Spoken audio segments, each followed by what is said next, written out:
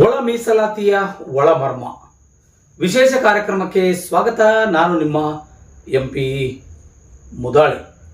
ಬಂಧುಗಳೇ, ತಮಗೆಲ್ಲ ಗೊತ್ತಿರೋ ಹಾಗೆ ಸುಮಾರು ದಿನಗಳಿಂದ ನಡೀತಿರುವಂಥ ಜಟಾಪಟ್ಟಿ ಅಂತಲೇ ಹೇಳುತ್ತೆ ಬೇಕಾಗಿರುವಂಥ ವಿಷಯ ಒಳ ಮೀಸಲಾತಿ. ಒಳ ಮೀಸಲಾತಿಯ ಒಳಸಂಚು ಮತ್ತು ಒಳ ಮೀಸಲಾತಿಯ ಒಳ ಒಡಕು ಜೊತೆಗೆ ಒಳ ಒಪ್ಪಂದಗಳು ಕೂಡ ನಡೆದು ಹೋಗಿದ್ದಾವೆ ಎನ್ನುವಂಥ ಕೆಲವೊಂದು ಮಾತುಗಳು ಕೂಡ ಅಲ್ಲಲ್ಲಿ ಗುಸುಗುಸು ಕೇಳಿ ಬರ್ತಾ ಇದ್ದಾವೆ. ಒಂದು ಕಡೆಯಿಂದ ಮಾಧುರು ಹೇಳ್ತಾರೆ, 35 ವರ್ಷಗಳಿಂದ ಸತತವಾಗಿ ನಾವು ಹೋರಾಟ ಮಾಡಿಕೊಂಡು ಬಂದಿದ್ದೀವಿ, ಯಥಾವತ್ತಾಗಿ ಅದನ್ನು ಜಾರಿ ಮಾಡಬೇಕು. ಸರ್ಕಾರ ಅದು ಹೇಳಿತನ ಸರ್ಕಾರ, ಸಿದ್ದರಾಮಯ್ಯ ಭಂಡತನ ಸರ್ಕಾರ ಮತ್ತು ಬೇಕಾಗಿರ್ತಕ್ಕಂಥ ಮಾತುಗಳು ಆಡಲಾರದಂಥ ಮಾತುಗಳು ಕೂಡ ಮಾಧುರು ಒಂದಿಷ್ಟು ಮಾತಾಡ್ತಾ ಇದ್ದಾರೆ. ಅದರಾಗೆ ಹೊಲೆರಿಗೂ ಕೂಡ ಒಂದಿಷ್ಟು ಬೈತಾ ಇದ್ದಾರೆ. ಪರವಾಗಿಲ್ಲ, ಆದರೆ 24ನೇ ತಾರೀಕಿದಂದು ಕರ್ನಾಟಕ ರಾಜ್ಯದ ಮುಖ್ಯಮಂತ್ರಿಗಳಾಗಿರ್ತಕ್ಕಂಥ ಸಿದ್ದರಾಮಯ್ಯ ಅವರ ನೇತೃತ್ವದಲ್ಲಿ ಒಳ ಮೀಸಲಾತಿಯ ಕುರಿತು ಒಂದಿಷ್ಟು ಸಭೆ ಮಾಡಲಾಗ್ತಾ ಇದೆ.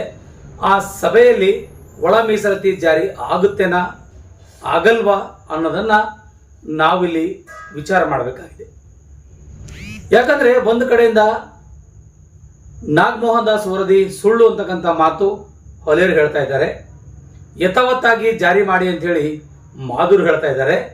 ಹಾಗಾಗಿ ಇವತ್ತು ಕರ್ನಾಟಕ ರಾಜ್ಯದ ಸರ್ಕಾರಕ್ಕೆ ಈ ಒಂದು ಎರಡು ಗುಂಪುಗಳ ಮಧ್ಯೆ ಒಳ ಮೀಸಲಾತಿ, ಒಳಮರ್ಮ ಮತ್ತು ಒಳ ಒಪ್ಪಂದ ತುಂಬ ಜಟಿಲವಾಗಿದೆ ಎನ್ನುವಂಥ ಮಾತು ಕೂಡ ಇಲ್ಲಿ ನಾವು ಹೇಳ್ತಾ ಇದ್ದೀವಿ. ಒಂದು ಕಡೆಯಿಂದ ಮಾಧುರು ಒಂದು ಕಡೆ ಸಭೆಗಳನ್ನು ಮಾಡ್ಕೊಳ್ತಾ ಇದ್ದಾರೆ, ಇನ್ನೊಂದು ಕಡೆಯಿಂದ ಹೊಲೆಯರು ಕೂಡ ಒಂದಿಷ್ಟು ಸಭೆಗಳನ್ನು ಮಾಡ್ಕೊಳ್ತಾ ಇದ್ದಾರೆ. ಸರ್ಕಾರಕ್ಕೆ ಯಾವ ರೀತಿಯಾಗಿ ಇದನ್ನು ಇಬ್ಬರಿಗೂ ಯಾವ ರೀತಿಯಾಗಿ ಬೇರ್ಪಡಿಸಬೇಕೆಂಬ ನಿಟ್ಟಿನಲ್ಲಿ ಸರ್ಕಾರ ಒಂದು ಕಡೆ ಚಿಂತನೆ ಮಾಡ್ತಾ ಇದೆ. ಹಾಗಾಗಿ 24ನೇ ತಾರೀಕಿನಂದು ನಡೆಯುವಂಥ ವಿಶೇಷ ಸಭೆಯಲ್ಲಿ ಒಳ ಮೀಸಲಾತಿ ಜಾರಿ ಆಗುತ್ತೇನಾ ಇಲ್ವಾ ಎಂಬುದನ್ನು ತಮ್ಮ ಸ್ಪಷ್ಟವಾಗಿರ್ತಕ್ಕಂಥ ಅಭಿಪ್ರಾಯಗಳನ್ನ ತಿಳಿಸಲು ಈ ಮೂಲಕ ಮನವಿ ಮಾಡಿಕೊಳ್ಳಲಾಗ್ತಾ ಇದೆ. ಬಂಧುಗಳೇ, ದಯವಿಟ್ಟು ಯಾರು ಅಪಾರ್ಥ ಮಾಡ್ಕೊಳ್ಳಬೇಡಿ. ಮಾಧುರು ಅಷ್ಟೇ, ಹೊಲೆಯರು ಅಷ್ಟೇ. ಯಾಕಂದರೆ ಇಲ್ಲಿ ನಿಮ್ಮಿಬ್ಬರ ಒಂದು ಜಗಳದಲ್ಲಿ ಸಿಗಬೇಕಾದ ಸೌಲಭ್ಯಗಳನ್ನು ಸರಿಯಾಗಿ ಸಿಗ್ತಾ ಇಲ್ಲ. ಅರ್ಥಪೂರ್ಣವಾಗಿ ಅರ್ಥ ಮಾಡ್ಕೊಳ್ಳೋಕ್ಕೂ ಮಾಧುರಿಗೂ ಆಗ್ತಾ ಇಲ್ಲ, ಹೊಲೆಯರಿಗೂ ಆಗ್ತಾ ಇಲ್ಲ ಅಂತ ಕಾಣಿಸ್ತಾ ಇದೆ. ಹಾಗಾದರೆ ನಿಮ್ಮ ಅಭಿಪ್ರಾಯಗಳು ಏನೇ ಆಗಿರಬಹುದು, ಈ ಅಭಿಪ್ರಾಯದಿಂದ ಏನೆಲ್ಲ ಸರ್ಕಾರಕ್ಕೆ ಮುಂದಿನ ಸವಾಲುಗಳನ್ನು ಎದುರಲಿಕ್ಕೆ ಸಿದ್ಧವಾಗಬೇಕು ಅನ್ನೋದಕ್ಕೆ ಇನ್ನೂ 2 ದಿನ ಟೈಮ್ ಇದೆ. ಹಾಗಾಗಿ ಇವತ್ತು ಒಳ ಮೀಸಲಾತಿ ಜಾರಿ ಆಗಬೇಕು ಅನ್ನೋರು ಒಂದಿಷ್ಟು ತಮ್ಮ ಅಭಿಪ್ರಾಯಗಳನ್ನು ತಿಳಿಸಿ, ಒಳ ಮೀಸಲಾತಿ ಜಾರಿ ಆಗದಿದ್ದವರು ಇನ್ನೊಂದು ಕಡೆಯಿಂದ ತಮ್ಮದೇ ಆದ ರೀತಿಯಲ್ಲಿ ಅಭಿಪ್ರಾಯಗಳನ್ನ ತಿಳಿಸಿ.